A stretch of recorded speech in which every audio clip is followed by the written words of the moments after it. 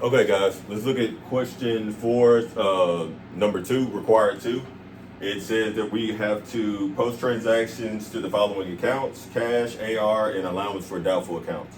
So what we're going to do is we're going to go through the transactions and post them to the account. So since we provided services on account in transaction 1, that's going to be a debit of 29,600 to AR. 2, we received cash from customers on account, so we're going to come here to 15.5 is the amount we received, and then we're going to have a credit 15.5 to AR because that's where we received it from. When we estimate the 45% of accounts that will be not received at the end of the year, we don't touch cash or AR, but we do touch our allowance. So because we're touching our allowance, it's going to be a credit in allowance because it's going to increase our allowance that we're writing off. So we have an amount of 6,345. Okay. Next entry, we provided services for customers on account for 44.6. So that's going to be 244. Whoops.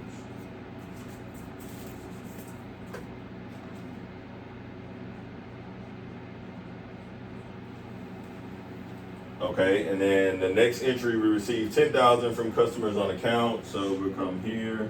Wait, that's not 2. This is 4.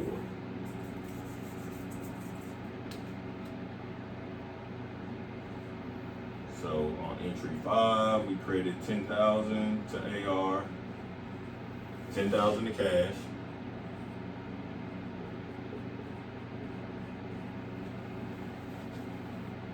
Okay. Write off the remaining balances owed from 2024. So when we write off those amounts, we're going to end up hitting our allowance and our AR. Remember, when we write off an amount from allowance, we have to debit that amount because allowance has a credit balance as a contra asset. So we're going to come here. This is 6. And we are going to write off 4,100